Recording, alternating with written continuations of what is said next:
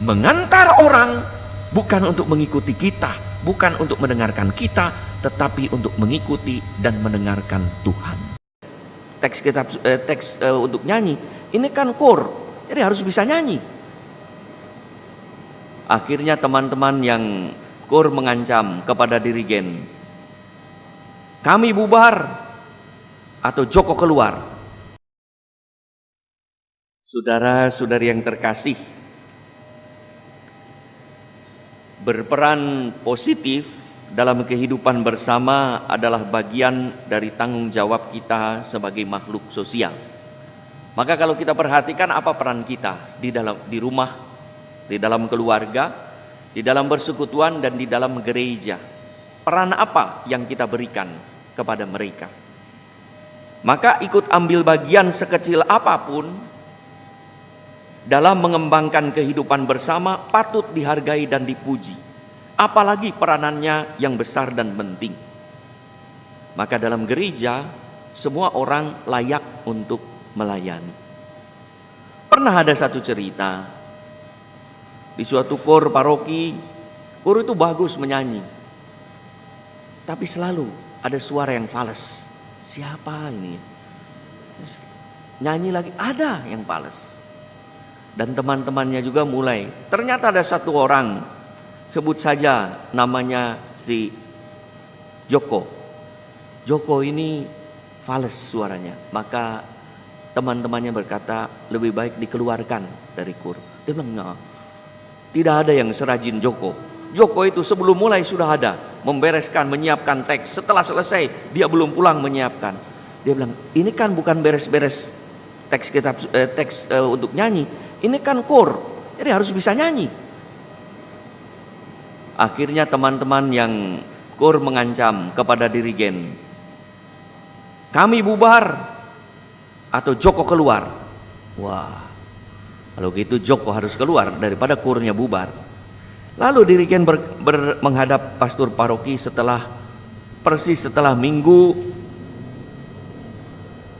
kur tampil di sana. Pastor, kami mempunyai kesulitan di kur paroki ini. Apa? Ada yang fales. Wah ya, saya dengar itu. Selalu ada satu. Itu suara Joko. Nah, dia minta pastor, tolong keluarkan. Ya, dia rajin. Tidak. Dia bilang, pastor begini, Romo, dia keluar atau saya keluar? Daripada dirigen keluar, mendingan si Joko keluar. Ya sudah, nanti kalau ada kesempatan saya panggil. Si Joko lewat setelah selesai membereskan teks partitur untuk kur. Joko, sini. Ada apa, Romo? Kamu jangan marah ya. Tidak, Romo. Saya ingin menyampaikan. Iya boleh, Romo. Tapi jangan marah. Tidak, Romo. Apa? Sudah 5 orang berbicara kepada saya bahwa kamu tidak bisa nyanyi. Joko tertunduk.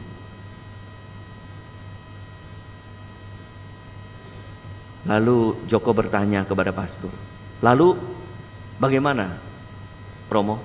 Ya pikirkan kamu sendiri. Dia tertunduk. Joko berkata lagi menengadah, Romo boleh saya bicara? Oh boleh. Romo jangan marah ya. Boleh. Apa? Sudah 50 orang bercerita pada saya, Romo tidak bisa khotbah. Romo berkata, lalu pikirkan sendiri, Romo. Saudara-saudari yang terkasih, dari cerita ini hanya mau mengatakan tidak ada orang yang tidak layak melayani. Sekecil apapun. Kalau dia tidak bisa nyanyi, ya jadikan tim lain ya yang bisa memberes-beres. Tidak usah dipaksakan nyanyi. Kalau dia tidak bisa bekerja, jadikan tim lain yang bisa berdoa. Kalau dia tidak bisa melakukan sesuatu, jadikan tim lain. Kadang-kadang kita begitu mudah mengatakan ini tidak layak, ini tidak pantas, ini jangan, ini tidak. Kalau tidak bisa jadi pemazmur, jadilah rektor. Kalau tidak bisa jadi rektor, jadilah kolektan. Kalau tidak bisa jadi kolektan, jadilah among tamu. Kalau tidak bisa jadi tamu amu, ya sudah diam saja di rumah. Orang kadang-kadang berpikir gitu. Tapi bahwa gereja memanggil setiap orang ada peran di dalam hidupnya. Tidak ada orang yang tidak punya peran dalam hidupnya. Maka dalam partisipasi peran ini, yang lebih penting lagi adalah kita menyadari posisi dan porsinya masing-masing. Apa tugas saya? Yang ditugaskan oleh komunitas itu apa? Apakah saya sebagai anggota? Apakah saya sebagai ketua? Apakah saya sebagai seksi ini, bidang itu? Ada masing-masing. Agar mewujudkan perannya sesuai dengan skenario. Jangan anggota berlagak menjadi ketua, ketua berlagak menjadi anggota. Tetapi semua mempunyai porsi masing-masing. Supaya apa? Semua berjalan sesuai dengan skenario, tepat sasaran, dan sesuai dengan tujuan. Hingga tidak bersinggungan dan tumpang tindih satu sama lain. Tetapi bersinergi, membangun satu simfoni indah, timbul kompak, bagus. Orang harus masing-masing. Bayang, keluarga juga berantakan kalau masing-masing orang tidak menjadi fungsinya masing. Orang tua menjadi bapak, bapak dan ibu menjadi orang tua, anak-anak menjadi anak-anak yang harus dididik. Keluarga bermasalah, orang tua diatur anak-anak, padahal anak-anak masih harus tetap dibimbing, masih sekolah, berantakan. Maka tidak sedikit berkata, kamu ngatur-ngatur masih anak kecil, ribut terus. Demikian juga peran dalam suami dan istri, apa perannya dalam kehidupan. Paroki juga sama, ya. Maka harus ada gerak bersama yang oleh Paus Fransiskus disebut dengan gerak sinodal, gerak berjalan bersama. Kita perlu menyadari tugas tanggung jawab kita itu apa? Saya itu apa? Sehingga apa? Tahu diri, siapa saya, dan tahu batas-batasnya. Siapa diri kita, apa tugas kita, siapa yang mengutus kita.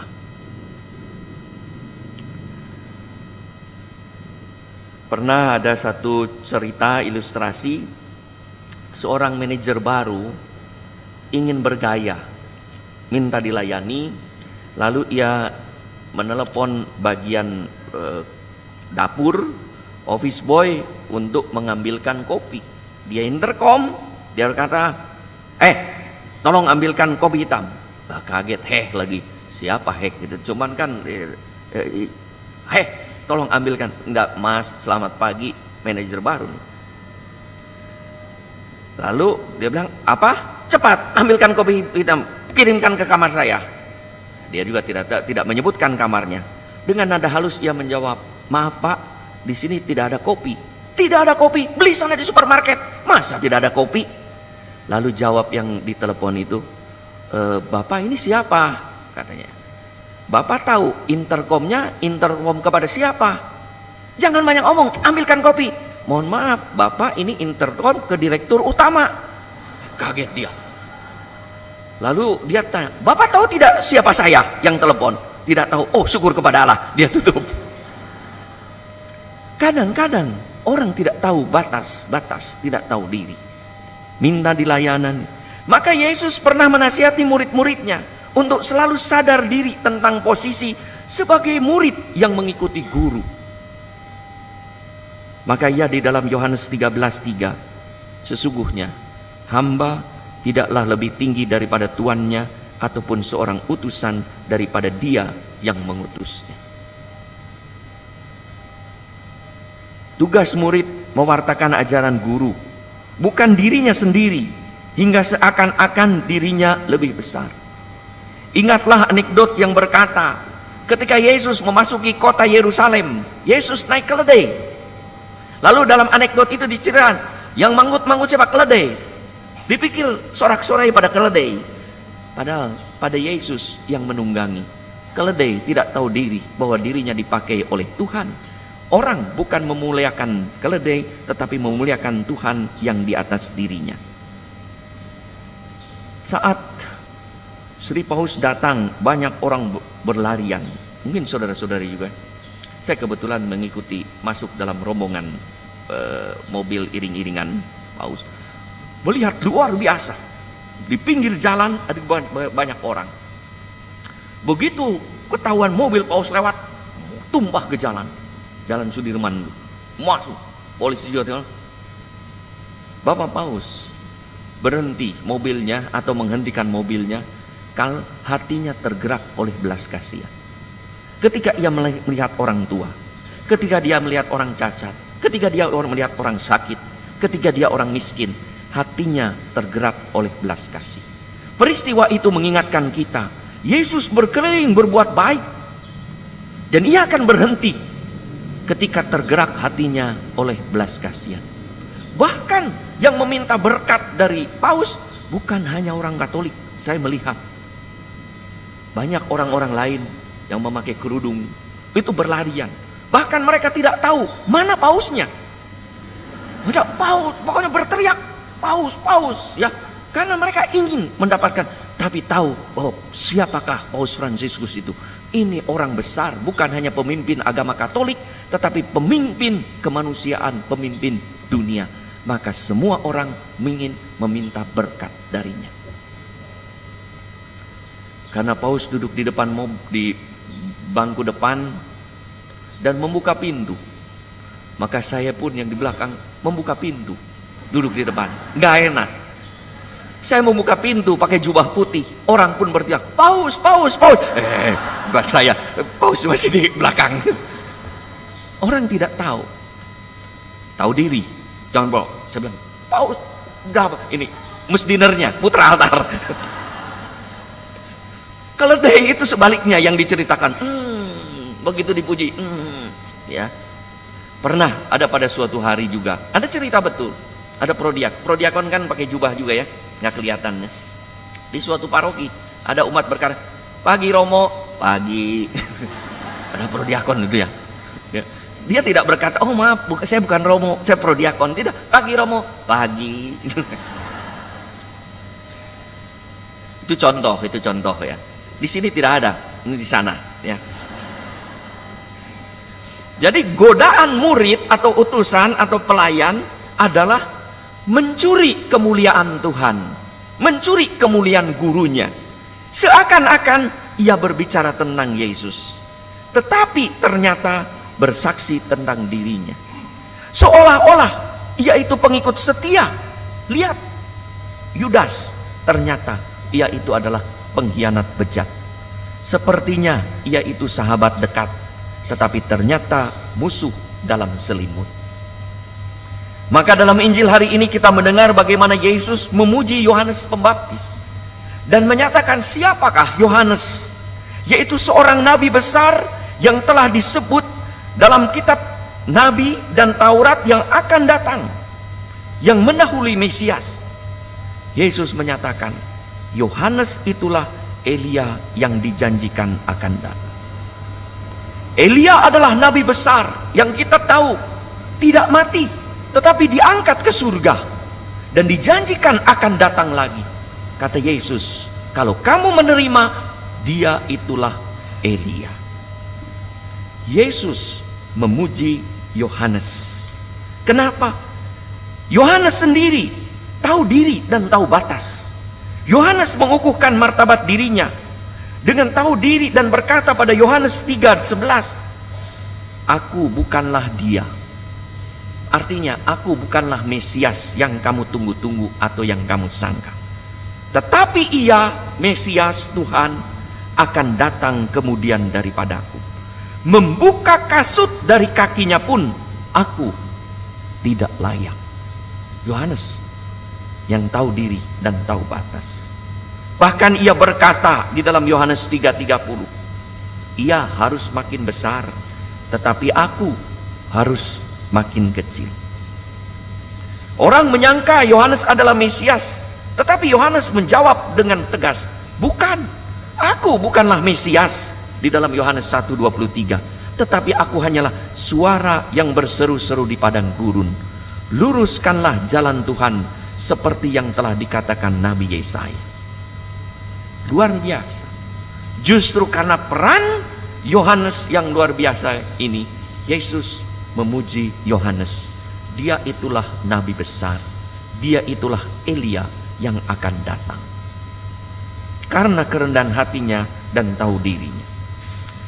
Maka sekalipun pada zaman Yesus ada dua orang besar, ada Yohanes Pembaptis dan ada Yesus, tidak ada dua bintang, tetap ada satu bintang.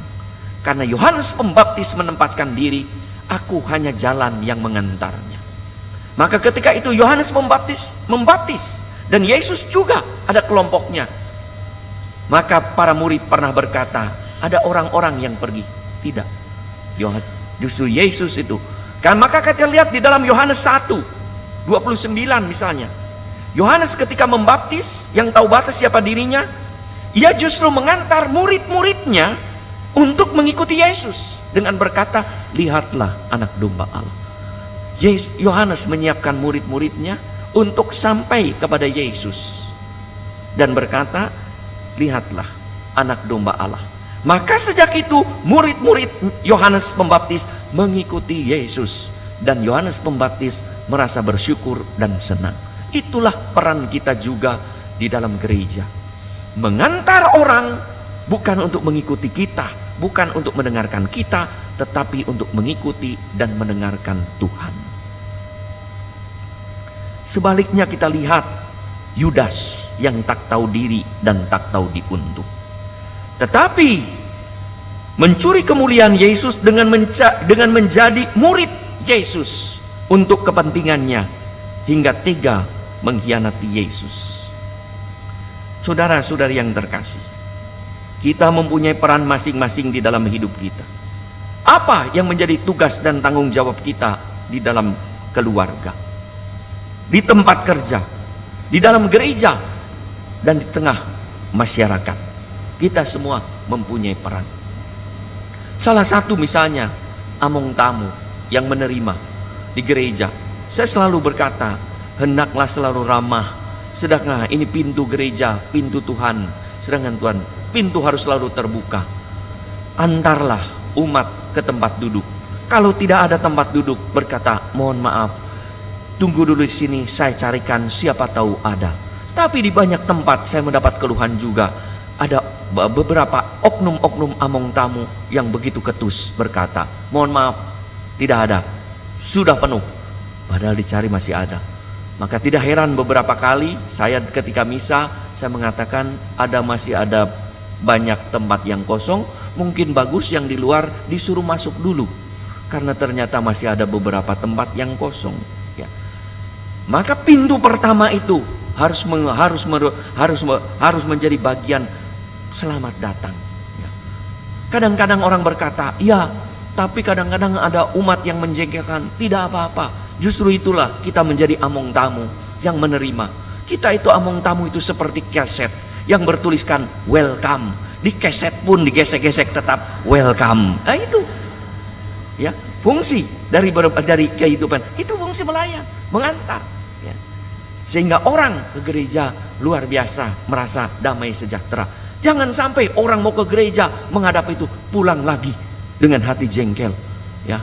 Dia bilang, keterlaluan itu orang, ya. Padahal ini orang tua, ini mau masuk. Apalagi saya pernah mendapat keluhan juga, seorang yang anaknya berkebutuhan khusus pada hari Jumat Agung, satu-satunya kesempatan misa 1 tahun sekali, karena biasa tidak akan misa, tapi ibu ini ingin misa, tapi tidak bisa lepas dari anaknya.